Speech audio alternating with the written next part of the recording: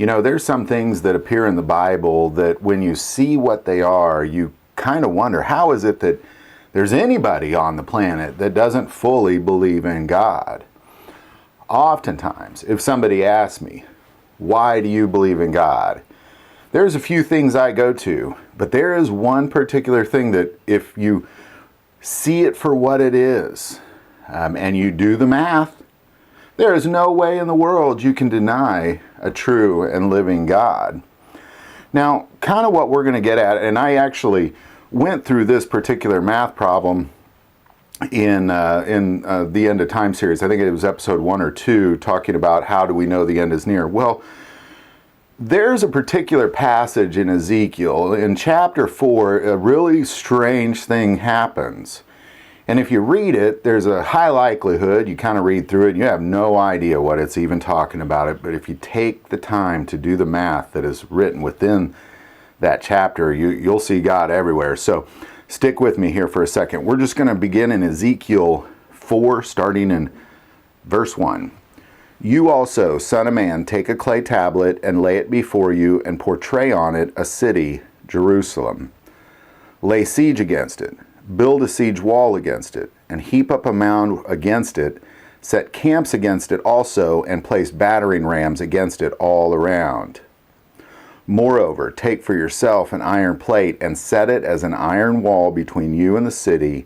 Set your face against it, and it shall be besieged, and you shall lay siege against it. This will be a sign to the house of Israel. Now, that's kind of a strange little verse right there. So let's kind of talk about what's taking place here. Now, Ezekiel lived through the time where the Jews were led off into captivity by the Babylonians, and he lived through the time when the Persians conquered the Babylonians and freed them. And by the time he's writing this, that's kind of where they are. They're back in Jerusalem, but what God is saying is he's telling them essentially to build kind of a clay model of Jerusalem and lay siege against it. And this will be a sign to the house of Israel. Essentially what it's saying is there's an iron wall separating them from Jerusalem, meaning you're not going to have full possession of this, and that's what this model is representing. All right, let's go on. Verse 4. Lie also on your left side, and lay the iniquity of the house of Israel upon it, according to the number of the days that you lie on it, you shall bear their iniquity. So he tells him to lie on his left side for the number of days. He tells him, for I've laid on you the years of their iniquity, according to the number of the days, 390 days you shall bear the iniquity of the house of Israel. So what he's saying is, okay, now lay on your left side for 390 days, and that's going to show you the iniquity of Israel. All right, stick with me. Verse 6. And when you have completed, then lie again on your right side. So flip over now, lie on your right side. Then you shall bear the iniquity of the house of Judah 40 days. I've laid on you a day for each year. All right, so what he's telling him, and let's kind of stick with me on the math, is he's telling him to lay on your left side to bear the iniquity of Israel for 390 days. And then turn on your right side for Judah, 40 days. So what he's telling him is to show Israel that their iniquity is 430 days long, worthy of punishment. Now, that 430 days, because then the very last thing he says there in verse 6 is, I have laid on you a day for each year. So it's not 430 days he's going to punish Israel. It's 430 years he's going to punish Israel according to their iniquity. All right, so kind of keep that number. 430 years is what his punishment is. Now, they've already been in captivity for 70. So if you subtract 70 from the 430, and I recommend you write this down. So you got 430, subtract 70 for kind of time served, so to say. That means they owe God 360 years still. So they have a debt to God for 360 years. Now, what's that for? Well, it's for their iniquity. It's for not resting the land. God told them to rest on the seventh day, and they didn't. God told them to rest the land every seventh year, and they didn't. Fast forward hundreds and hundreds and hundreds of years, this is a debt that they owe God now. That's something that we should all learn, is that when God says to rest, he's going to get that rest one way or the other. as well as their iniquity. So he owes them 360 years, or they owe him 360 years. All right, Leviticus 26:18 through 26:28 tells us that then that punishment is times 7, 7 times the punishment. So now you take 360 years times 7, that is 2,520 years that God is going to punish Israel. Now, the Jews used a different, they use lunar years. We use a year that's 365 days a year. They use a lunar year, which is 360 days. So if you take that 2,520 years times 360 days per year, that means that God is going to kind of separate them from control of Jerusalem for 907,200 days. All right, so again, all I did is I took the 390 plus the 40. That gives me 430 days. Convert that to years because God said to. So you got 430 years minus the 70 that they just served in Babylon. That's 360 years. Times the 7 in Leviticus, that's 2,520 years. Times 360 days, lunar years, that's 907,200 days that God is going to punish Israel. So, all right. Now, there's a very well documented date in history, in Persian history as well as in Jewish history, where King Cyrus, after he conquered Babylon, set the Jews free to go rebuild Jerusalem on July 23rd, 537 BC. And that's kind of where Ezekiel is at this point. But now they're in Israel, but they're under the flag of Persia. So they're under the Persian flag. Now, sure, they're there and Persia's treating them well, but it's still under the flag of Persia. It's not Israel anymore, it's Persia. And then the Greeks conquer Persia, and then it belongs to the Greeks. And then Ptolemaic and Seleucid Empire fight over Israel for hundreds of years until finally the Romans take control of it, and they eventually kick all the Jews out. Now, fast forward 907,200 days from the day they were set free. If you fast forward 907,200 days, that leads to exactly the day, May 15th, 1948, the day that Israel became a nation again.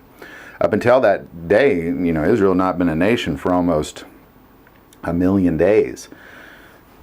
And then suddenly, after 907,200 days, exactly on May 15th, 1948, they become a nation again. How can you deny that God?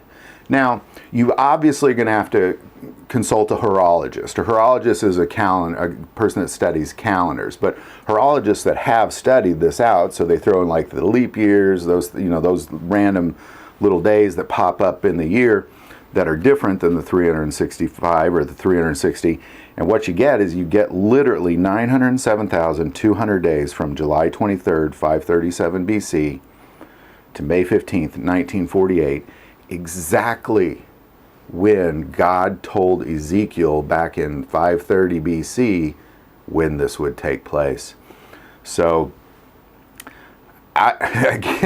now you go back and do the math. Like, that's kind of why I repeated it a couple of times. Again, go back and do the math. Don't take my word for it. Consult a horologist. Look at the math. Go find the date that the Jews were set free from Babylon. Go look at the date that they became a nation again after World War II, and then do the math. Consult a horologist to fill in the blanks. And there's no way you can deny God. There's no way you can deny God. Ezekiel was obviously written long before 1948. So even if you say, there's no trickery in there, there's no sort of, well, maybe Ezekiel was written at a different time, it really doesn't matter. It led to the exact date, May 15th, 1948. And it's peculiar because I'm going to read on here because it's not like God just kind of said, hey, go build a clay, model of Jerusalem and then laid siege against it and put an iron wall between you and it. It's incredible that we see what it is God is doing here. So if we read on, I'll pick it up in 7. Therefore you shall set your face towards the siege of Jerusalem. Your arm shall be uncovered, and you shall prophesy against it. So, I mean, we're talking 430 days this guy's going to have to lay down on the ground. And I mean, this is no joke. Let's pick it up in 8. And assuredly I will constrain you, so that you cannot turn from one side to another till you have ended the days of your siege. Also take for yourself wheat, barley, beans, lentils, millet, and spelts. Put them into one vessel and make bread of them for yourself during the number of days that you lie on your side. 390 days you shall eat it. So he said, essentially said, all right, you better prepare for some food, because I will restrain you on the ground for 390 days. So you better bring in enough food. And here's exactly how much you need to eat. And your food which you eat shall be by weight, 20 shekels a day. From time to time you shall eat it. You shall also drink water by measure, 1/6 of a hin. From the time to time you shall drink. And you shall eat it as barley cakes, and bake it using fuel of human waste in their sight. I mean, you're baking cakes using poop as fuel. Goodness gracious. Then the Lord said, so shall the children of Israel eat their defiled bread among the Gentiles, where I will drive them. So I said, Lord God, indeed, I have never defiled myself from my youth till now. I have never eaten what died of itself, or was torn by beasts. Not has abominable flesh ever come into my mouth. And then he said to me, see, I'm giving you cow dung instead of human waste, and you shall prepare your bread over it. Moreover, he said to me, Son of man, surely I will cut off the supply of bread in Jerusalem. They shall eat bread by weight and with anxiety, and shall drink water by measure and with dread, that they may lack bread and water, and may be dismayed with one another, and waste away because of their iniquity. This is a big deal, and it's happening while they're rebuilding Jerusalem. I mean, this is a big deal to God. You know, well, why? Why? Well, because Jesus was the descendants of the Jews. He had to kind of perfect them. He had to, I mean, well, they're never perfect, but he had to kind of make them a special people, because God came from them. The lineage of God, the lineage of Jesus came from, the Savior of all mankind came from the lineage of the Jews. So it's very important that their iniquity be accounted for. You know, and to just force this guy to lay on the ground, bring enough food, you're baking it with poop, and this is a sign of what's going to happen to Israel. I mean, goodness gracious. And then what have we seen with Israel? I mean, from essentially this moment through the Greek persecution, the Ptolemaic and Seleucid persecution, the Roman persecution, then to be completely disbanded, and the Muslims completely take over their country, and then all the way into, you know, persecution worldwide, all persecution through World War II, to finally, after 907,200 days, become the nation of Israel, just like God promised him. And we could just then go back and read the pages of Ezekiel and just simply do the math. It's really a beautiful thing. How can you deny a God like that? Love to hear your thoughts on it. Put in the comments below. If you like this video, click like and subscribe. If you feel called to support this channel through Patreon, that link is also below. But the most important part of this channel is we take prayer requests, so never hesitate to send it in. Thank you for watching this episode of God, Family, and Guns. And as always, love God, love your family, and love guns.